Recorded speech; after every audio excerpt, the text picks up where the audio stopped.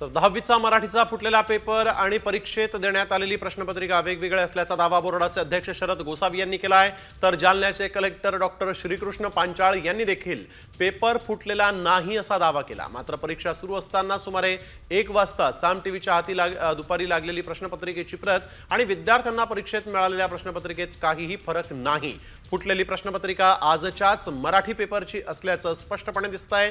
दोन्ही प्रश्नपत्रिका आम्ही आपल्याला स्क्रीनवर दाखवत आहोत, त्यामुळे खोटं या ठिकाणी किंवा काय दडवण्याचा प्रयत्न बोर्डाकडून होतोय असा प्रश्न इथं उपस्थित झालेला आहे। पेपर फुटलेला नाही असा दावा बोर्डाकडून झालाय, परंतु या दोन्ही प्रश्नपत्रिका ज्या आहेत त्या आम्ही स्क्रीनवर दाखवतोय। प्रेक्षक सजग आहेत, प्रेक्षकांना दिसतं इथं पेपर फुटलेला आहे आणि तरी देखील प्रशासन जे आहे ते मात्र पेपर फुटलेला नाही असा दावा करतोय।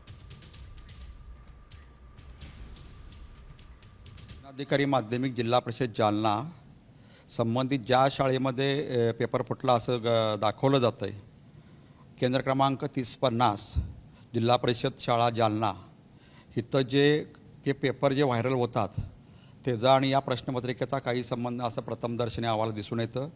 त्यांनी मला ती पानं पण पाठवली आहे। त्या पानांचा म्हणजे जे काय व्हायरल होतात जी पानं काही चॅनेलवर, ते चॅनेलवर होणारी व्हायरल होणारी पानं आणि प्रश्नपत्रिकेचा कोणताही संबंध नाही असं प्राथमिक तपासात निष्पन्न झालेलं आहे।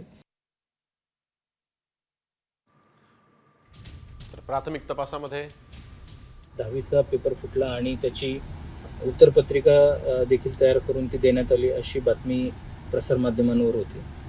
तर त्या बातमीमध्ये तथ्य नाही आहे, त्याचं व्हेरिफिकेशन करण्यात आलं। जे व्हॉट्सॲपवरती सर्क्युलेट झालं होतं काही प्रसारमाध्यमांकडं, तो प्रश्नपत्रिकेचा भागच नाही आहे। जे प्रश्न त्याच्यामध्ये दिसत आहेत तर ते कुठल्या तरी गाईडचे वगैरे आहेत, म्हणजे तो प्रश्नपत्रिकेचा भागच नाही आहे। अशा पद्धतीची कोणती घटना तिथे घडलेली नाही आहे। पेपर फुटीचा असा कोणताही प्रकार त्या केंद्रावरती किंवा त्या तालुक्यामध्ये झालेला नाही आहे।